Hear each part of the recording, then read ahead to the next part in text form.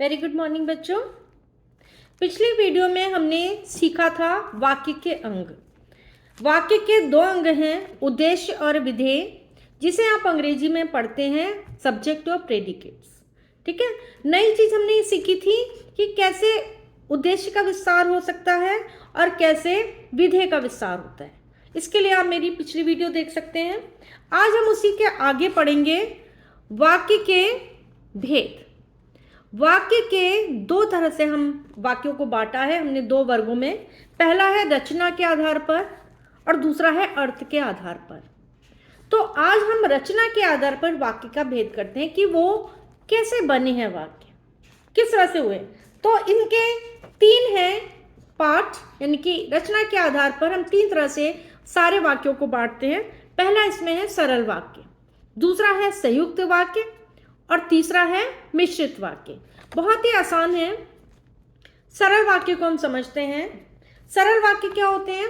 जिसमें एक ही उद्देश्य होता है और एक ही विधेय होता है, यानी कि एक ही होगा कर्ता या क्रिया करने वाला जिसके बारे में कुछ कहा गया, और दूसरा जो कुछ कहा गया विधेय। एक ही एक होंगे दोनों।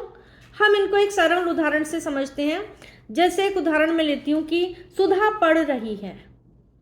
ठीक है, सरल वाक्य जिसमें सुधा के बारे में कहा गया है कि वो पढ़ रही है, या पिताजी अखबार पढ़ रहे हैं, माताजी खाना बना रही हैं, बंदर नाच रहा है। आप देख रहे हैं कि एक ही उद्देश्य है और एक ही विधेय है, एक जो कर रहा है और जिसके बारे में कुछ कहा जा रहा है। ठीक है, तो ये हमारा होता है सरल वाक्य जिसमें एक ही उद्देश्य और एक ही विधेय। दूसरा है संयुक्त वाक्य। संयुक्त वाक्य में क्या है कि जिसमें दो या दो से अधिक वाक्य हैं और वो आपस में जुड़े हैं किसी समुच्चय बोधक की सहायता से। जैसे मैं आपको उदाहरण देती हूँ कि नेहा गा रही है और अंजू नाच रही है। अगर हम यहाँ पर समुच्चय बोधक है और से दो वाक्यों को जोड़ दिया गया। ठीक है, अगर हम और को हटा देते हैं तो दोनों अपने आप में अलग अलग वाक्य, ठीक है, दोनों स्वतंत्र वाक्य बन जाएंगे हम अगर और को हटा देंगे कि नेहा गा रही है और अंजू नाच रही है। अगर हमने और हटाया तो नेहा गा रही है और ठीक है एक वाक्य है, अंजू नाच रही है दूसरा वाक्य है। तो संयुक्त वाक्य में समुच्चय बोधक की सहायता से वाक्य जुड़े होते हैं। ठीक है। मिश्रित वाक्य तीसरा। मिश्रित वाक्य वो होता है जिस वाक्य में एक तो प्रधान वाक्य होता है, दूसरा वाक्य उस पर आश्रित रहता है, यानी कि निर्भर, डिपेंड जिसे आप कहते हैं। ठीक है, कि पहला वाक्य ही नहीं होगा तो दूसरा वाक्य होगा ही नहीं। कैसे डिपेंड होगा, कैसे वो उसके ऊपर आश्रित होगा मिश्रित वाक्य बनाने के लिए? जैसे जो कल आया था वो बच्चा बाहर खड़ा है।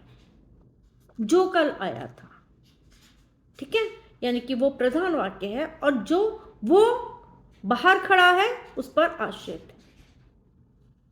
या जो बाहर बच्चा खड़ा है आप लगा लें कि वो प्रधान वाक्य है, तो जो कल आया था उस पर आश्रित। ठीक है, तो एक वाक्य दूसरा उस पर आश्रित। जैसे कोमल विद्यालय नहीं आ सकी क्योंकि वह बीमार थी। अब वो विद्यालय क्यों नहीं आई? क्योंकि वो बीमार थी। तो क्योंकि वह बीमार थी वो आश्रित है, यानी कि पहले और दूसरे वाक्य में कि जो कल आया था और कोमल विद्यालय नहीं आ सकी, दोनों क्या है? उपवाक्य, प्रधान वाक्य है।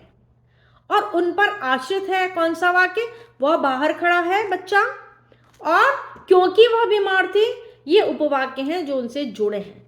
अतः ये मिश्र वाक्य है या मिश्रित वाक्य। ठीक है, होप कि आपको समझ आएगा। मैं दोबारा से बता दूं, वाक्य के भेद होते हैं दो तरह से, रचना के आधार पर और अर्थ के आधार पर।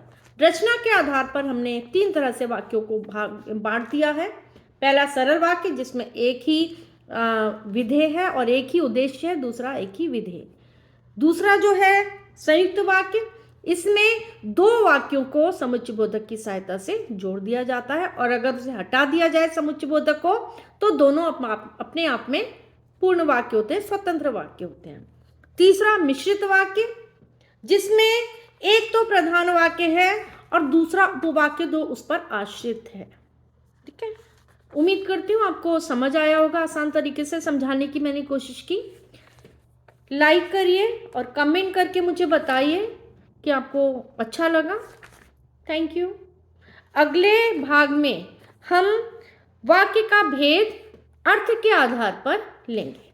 Thank you.